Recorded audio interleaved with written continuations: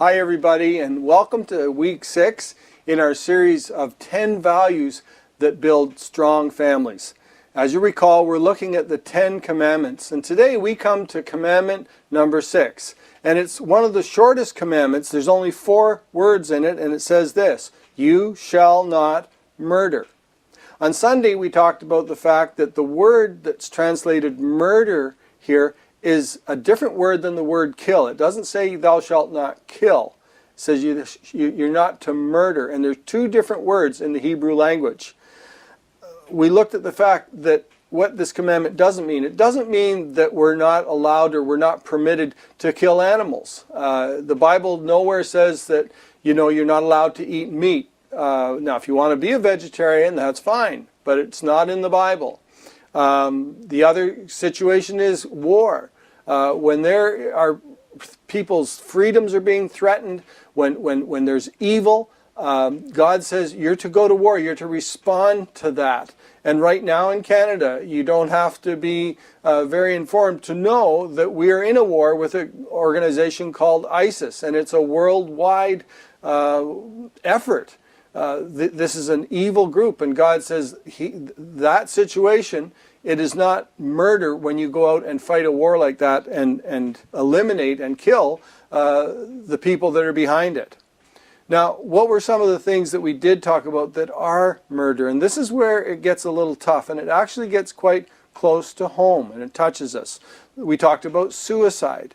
And remember, we said that suicide is when you take your own life. You're taking control of when your life ends. And I just want to underline again that all of us, at one time or another, maybe we felt like, my life's not worth living. Some of us, we have serious struggles with this. And you need to know that there's hope. And you need to know that you matter to God and that He cares for you. And that he wants to give you the help that you need. But he says taking your own life, that is murder. Euthanasia.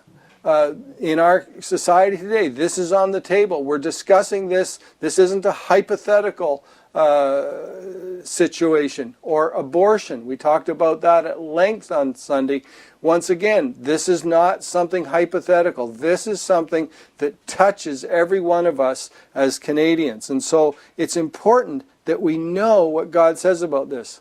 Now, admittedly, these are tough subjects. In fact, I would say so far in this series, this has been the toughest one.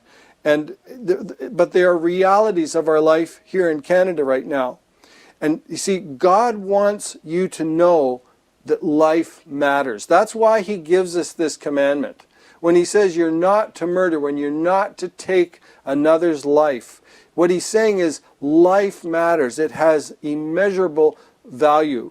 There's all kinds of verses, but let me just give you one here from Jeremiah. It says here, before I formed you in the womb, I knew you. Before you were born, I set you apart.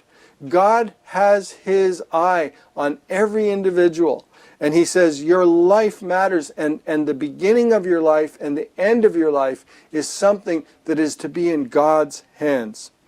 Do you know, as you think about these issues, and you're going to discuss them today in your small group, you need to remember this. Whenever we forget God, we get into trouble.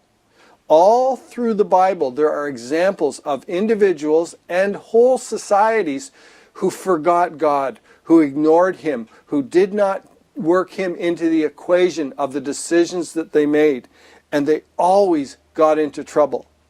What I want you to do now, as you go to your questions right now, I want you to really dig deep today, and I want you to look at these tough questions together, and I want you to discuss, and I want you to pray together.